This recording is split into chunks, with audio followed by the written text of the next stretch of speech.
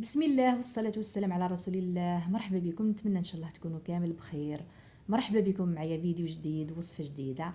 اليوم ان شاء الله نشارك معاكم وصفة كيك رائع، كيك الشوكولا او كيك الطبقات، خفيف ريشة وطري وبكريمة روعة في البنة.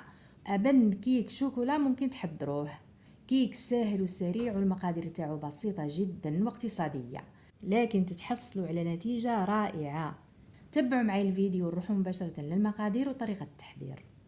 إذا أول حاجة نحضروها، نجيبوا الصينية اللي نطيبوا فيها الكيك، ندهنوها مليح بالزبدة أو المرغرين ونرشوها بملعقة كاكاو. استعملت الكاكاو البني، نرشوها كامل هكذا حتى في الأطراف. استعملت الصينية هذه تاع 30 على 24 سنتيم. بالطريقة هذه كي نطيبوا فيها الكيك ما يلصقش أبدا. ونحطوها تبرد في الثلاجة ونروحوا نحضروا الكيك.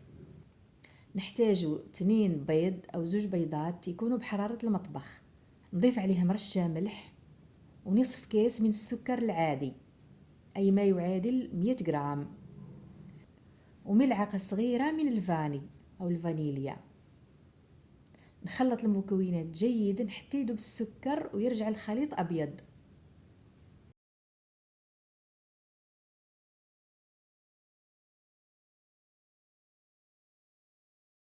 بعد ذلك نضيف عليهم كيس من الزيت النباتي أي ما يعادل 100 مليلتر. نضيفه هكذا بالتدريج مع الخلط المستمر.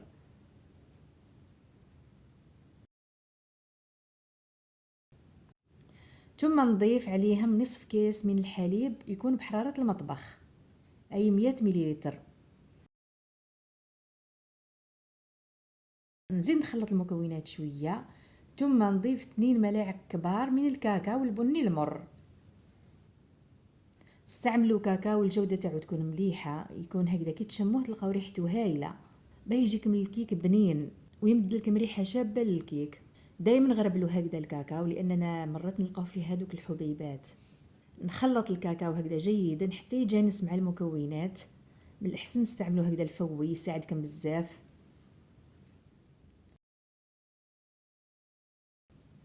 ثم نبدأ في إضافة الفارينة أو الدقيق الأبيض. نضيف كيس من الفارينة يكون معمر هكذا وممسوح. نغربلو الفارينة تاني هكذا باش يجينا الكيك خفيف.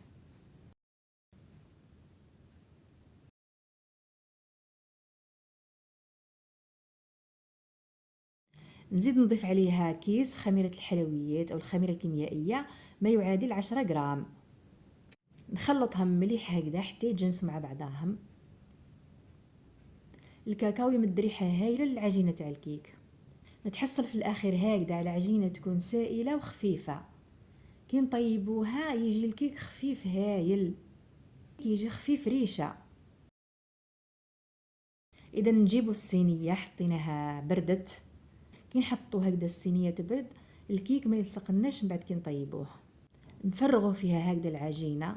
هاد الصينية يجيكم الكيك فيها هايل، تيجيكم سواسوة. نسويوها مليح، لازم يكون السطح تاعها مستوي باه كي طيب لنا تاني يجي السطح تاعها مستوي. دايما نحاولوا نجبدوا العجينه للاطراف لان الوسط دايما تروح له العجينه، جبدوها للاطراف هكذا باش من بعد كي طيب تيجيكم كامل كيف كيف. نخبطوا شويه الصينيه هكذا باش نخرجوا فقاعات الهواء من العجين. بعد ذلك مباشره ندخلوها للفرن.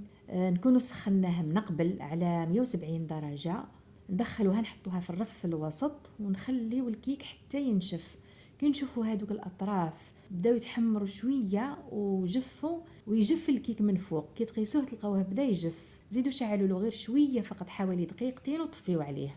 مده الطهي من 25 الى 30 دقيقه. وكي يطيب الكيك نخرجوه نخليوه يبرد شويه، يعني يرجع دافي شويه حوالي 10 دقائق. ومن بعد نسقيوه بكيس من الحليب البارد.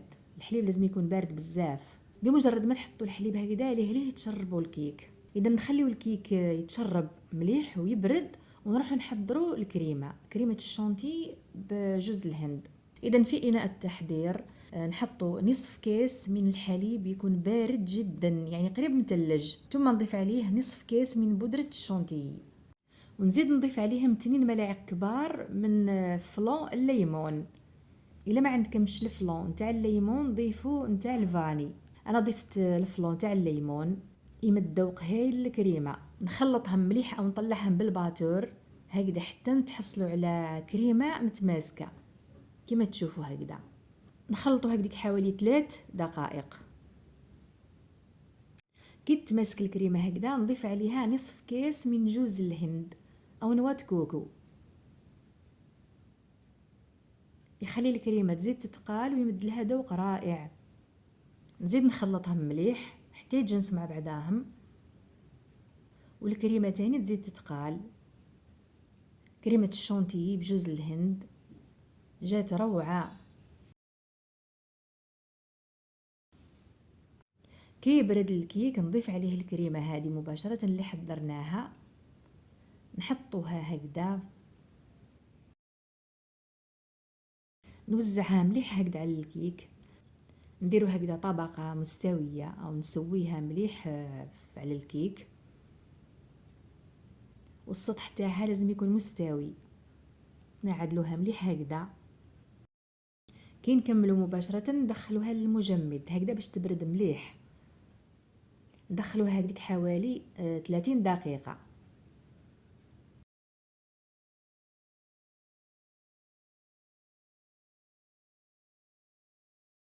اذا نخلي الكيك يبرد مليح ونروحو نحضروا الكاناش تاع الشوكولا.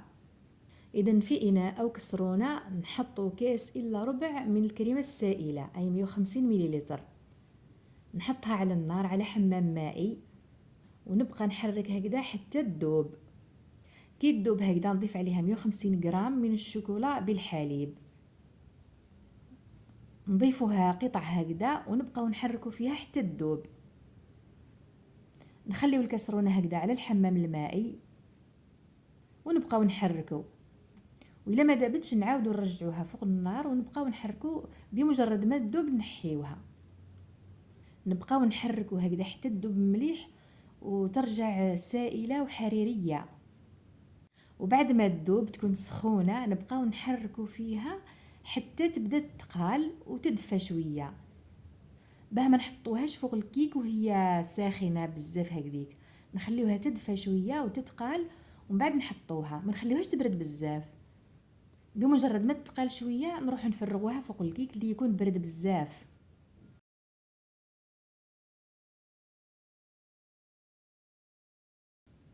اذا نخرجوا الكيك من المجمد، شوفوا كيفاه يكون بارد وتجمد هكذا، هذيك الطبقه تكون بارده بزاف، هذيك الطبقه نتاع الكريمه تكون بردت بزاف، وبالتالي كي نحطوا الشوكولا ما تذوبش. ليه تمسك هذيك الشوكولا او الغاناش. اذا نفرغوا الغاناش هكذا تاع الشوكولا ونسويوه بسرعه لانه ليه يتجمد. نسويوه هكذا بالطريقه هذه. شوفوا كيف جا هايل ملس وحريري، يمد للكيك ذوق رائع.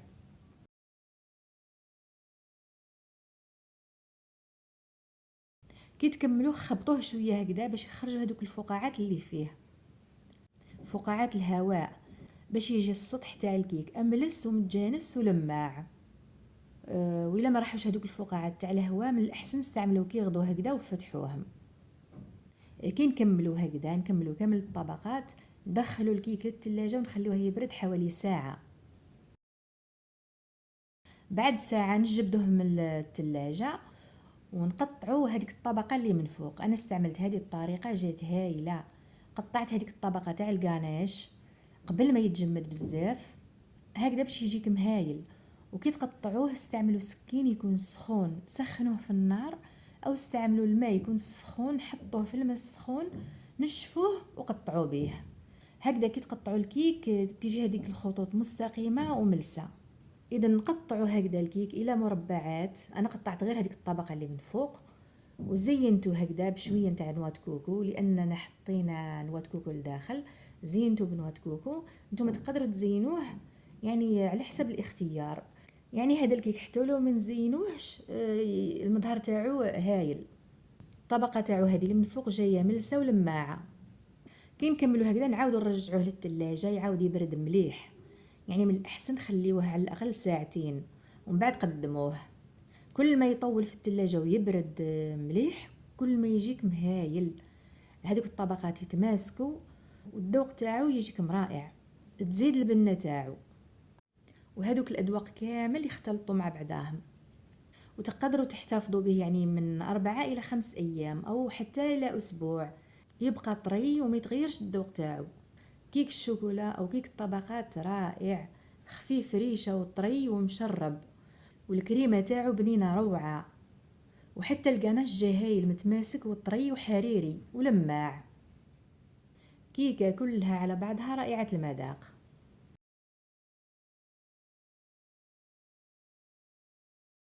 وفي الاخير نتمنى عجبتكم الوصفة تاع اليوم، وصفة كيك الشوكولا رائع يستاهل التجربة.